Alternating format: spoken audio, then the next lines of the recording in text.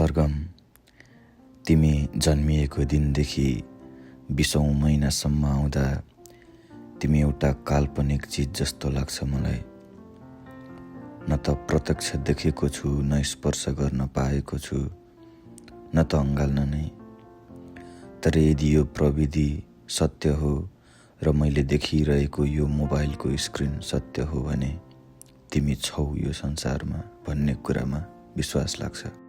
हरेकचोटि तिम्रो मम्मीसँग बोल्दा मैले तिम्रा हुर्काई कैद गर्न कोसिस गरेको छु।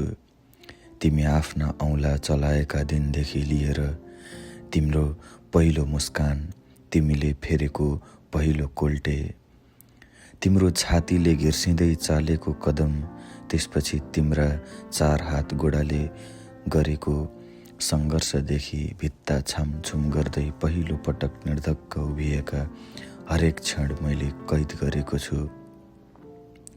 मैले प्रत्यक्ष आफ्नै आँखाले देख्न नपाए पनि जे चिज यो मोबाइलको स्क्रिनले तिम्रो बारे देखायो त्यो मैले मबाट उम्किन दिइन। म अलिक भावुक छु।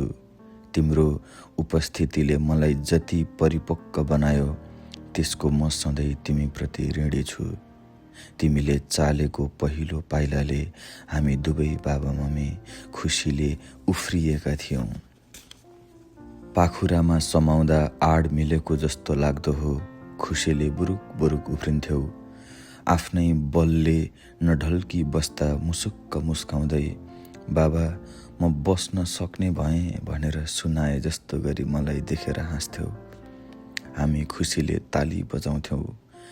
तिम्रो सानो सानो उपलब्धिमा हामी खुब खुसी हुन्थ्यौँ।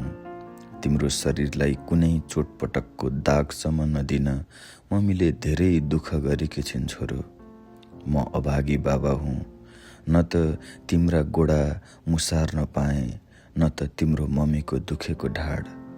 तर तिम्रो मम्मीले आफ्नो दुःखलाई कहिल्यै ठुलो नदेखी हर दिन तिमीलाई स्याहार गरेको देख्दा म यता परको देशबाट एउटा कुनामा बसेर सिरक मुनि आँसु झार्न बाहेक केही गर्न सक्दिनँ।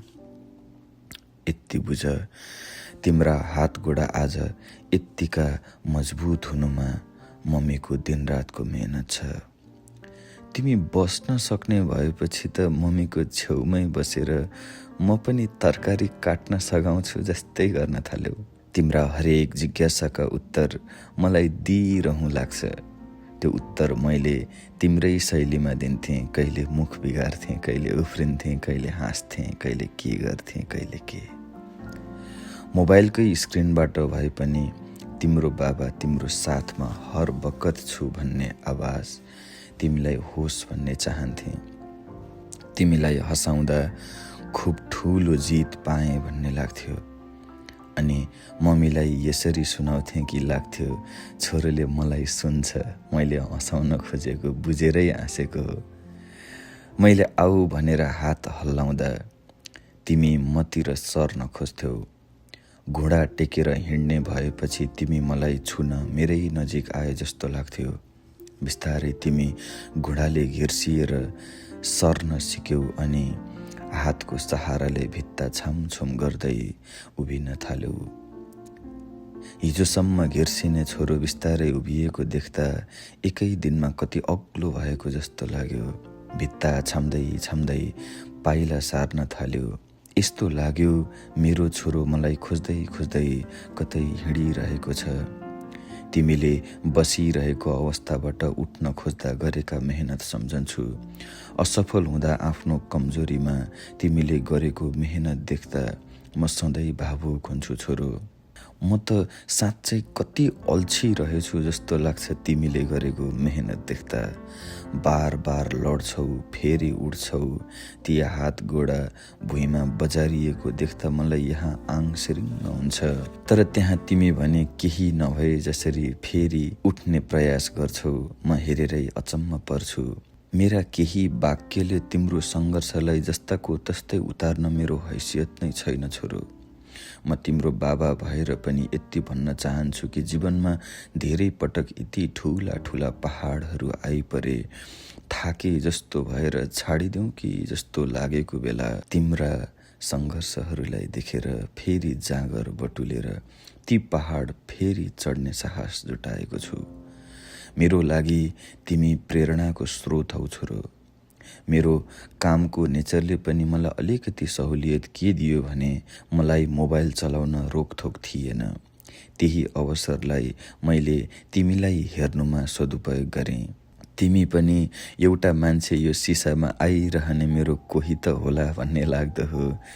त्यो तिम्रो बाबा हो छोरो। धनलाई कहिल्यै प्रमुख नमान्ने तिम्रो बाबा, तिम्रै भविष्यको लागि टाढा छु, काम गरिरहेको छु। मेरो जस्तो अधुरो सपना तिम्रो नहोस् भन्ने कुरालाई उद्देश्य बनाएको छु। म सफल बुवा हौँला नहौँला, तर तिमीलाई सफल बनाउनमा म जस्तो सुकै पहाड चढ्न तयार छु छोरो। छोरा, तिमीले चाल्न सिकेका हरेक पाइलालाई ध्यान दिएर हेर। तिम्रा पाइला पछाडि तिम्रो मम्मीको पाइला सँगसँगै छन्। बरु तिमी थाक्यौ होला, तर मम्मी कहिल्यै थाकिनन्। तिमी लड्दा हरेकचोटि उठाएर अर्को पाइला चाल्न प्रेरित गर्ने तिम्रो मम्मीलाई मैले कसरी धन्यवाद दिउँ। हरेक आमाले आफ्नो सन्तानलाई यसरी नै हुर्काउँछिन्, त्यो थाहा छ। तर बाबाको दृष्टिकोणबाट हेर्दा ममा त्यति क्षमता छैन, म त्यति धैर्यवान छैन, त्यति सहनशील छैन। तिमी उभिँदा तिमी आफै खुसीले नाच्थ्यौ, हामी त्यसमा कति रमाउँथ्यौँ कि म कसरी बताऊँ। तिमी उभिन सिकिसकेपछि हिँड्न अलिकति समय लगायौ। 1-2 पटक प्रयास गर्थ्यौ, तर मलाई जहाँसम्म लाग्छ प्रयासको क्रममा हातगोडामा अलि बेसरी चोट लागेर दुखेर डरायो कि भन्ने मलाई लाग्छ, र फेरि आँट गर्न डरायो कि जस्तो मलाई लाग्छ। तर आफ्नो डरमाथि तिमीले यसरी मेहनत गर्यौ कि हामी त हेरेको हेरै भयौँ छोरा। कहाँबाट सबै परिवर्तन भयो भन्दा त्यो ठुलो गुडियाबाट। एक छेउमा मम्मी अनि अर्को छेउमा गुडिया, पालै पालो ओहोर दोहोर। पहिले नजिक, त्यसपछि दूरी बढाउँदै बढाउँदै 1बाट 2, 2बाट 4, 4बाट 8 गर्दै लामो लामो पाइला चाल्दै तिमी निर्धक्क हिँड्न थाल्यौ। म बस तिमी प्रगति गरेको देखेर मक्ख परिरहन्थेँ, हेरिरहन्थेँ। बेला बेला भावुक बन्थेँ। कहीँ कतै गीत बज्नै हुँदैनथ्यो, तिमी त नाच्न सुरु गर्थ्यौ।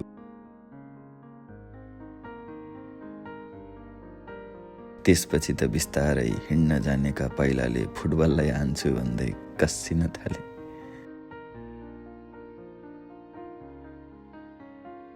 दिदीभाइसँग नाचगान गर्न थाले। तिमी नाचेको त्यही फनफनी घुमेको त होला। नाच्ने भनेपछि तिमी एकै ठाउँमा फनफनी घुमिरहन्थ्यौ, घरि उठ्थ्यौ, घरि लड्थ्यौ। तिमी त त्यसपछि यति छिटो अघि बढ्यौ कि हुँदा हुँदा स्किपिङ खेल्छु भनेर मम्मी मलाई हेरेर हजुर पनि सिक्नु भने जस्तो गरी मम्मीलाई देखाउँथ्यौ। साँझ परेपछि बाहिर घुमाउन लैजानै पर्थ्यो तिमीलाई। बाहिर लगेपछि तिम्रा जिज्ञासाहरू यसरी प्रस्फुटित हुन्थे कि म तिम्रा जिज्ञासाहरू देखेर भित्रभित्रै खुसी हुन्थेँ। तिमी बुझ्ने भयौ र यही जिज्ञासु स्वभाव कायम भयो भने हरेक जिज्ञासाको उत्तर दिनेछु।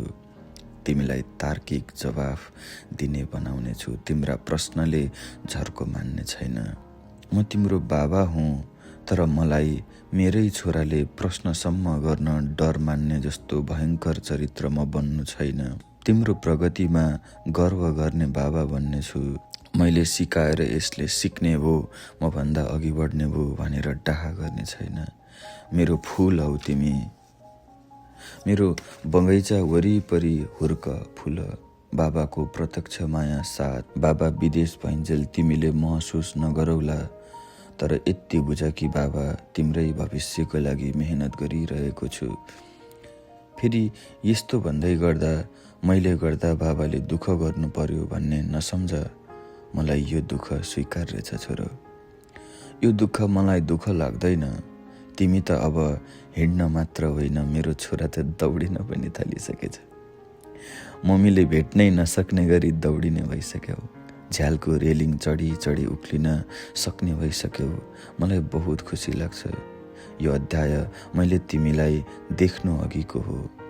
यो लेख्दै गर्दा मेरो छुट्टी जाने तय भइसकेको छ। बस अब केही दिन मात्र टाढा छौ तिमी मेरो अङ्गालोमा बाँधिनुबाट। तिम्रै कल्पना गर्दा गर्दै यो मुस्किल घडी पार गरेर तिम्रो नजिक आउँदैछु। मनमा धेरै प्रश्न छन्, सबै केटाकेटी प्रश्न। म पनि के सोच्दो हुँ, छोराले मलाई देखेपछि चिन्ला कि नचिन्ला अरे। चक्लेट दिएपछि चिनिहाल्छ नि छोराले। हाँसो गरेको छोरो, तिमीलाई सम्झेर यति शब्द खोरेँ।